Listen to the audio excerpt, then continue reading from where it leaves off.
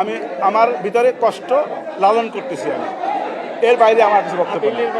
মাননীয় ট্রাইব্যুনাল যে রায় দিয়েছে সে রায়টাকে মেনে নিয়ে আমার বক্তব্য হলো এই যে এই রায়টা ভিন্নভাবে হইলেও হইতে পারত, হয়নি, যেটা আমার বিপক্ষে গিয়েছে।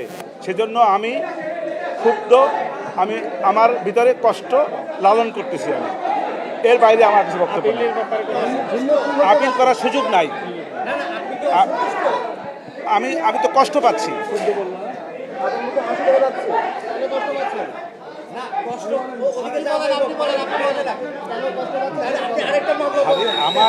আমার এই জন্যই কষ্ট পাচ্ছি, আমার আসামির সাজা হয়েছে সর্বোচ্চ সাজা। এটা আমাকে কষ্ট দেবে না, এটাই স্বাভাবিক। আমি কষ্ট পাচ্ছি, এটাই আমার বক্তব্য। আর আমার পক্ষে এই মামলায় কোনো অ্যাপিল করার সুযোগ নাই যতক্ষণ পর্যন্ত না আমার ক্লায়েন্টরা এসে মাননীয় ট্রাইব্যুনালে সারেন্ডার করবেন অথবা তারা কোনোভাবে গ্রেপ্তার হবেন। এর আগ পর্যন্ত কোনো অ্যাপিলেট ডিভিশনে যাওয়ার আর কোনো সুযোগ নেই।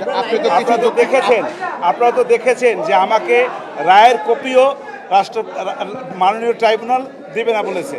অতএব এই যে দিবে না সেটা আইনানুগ।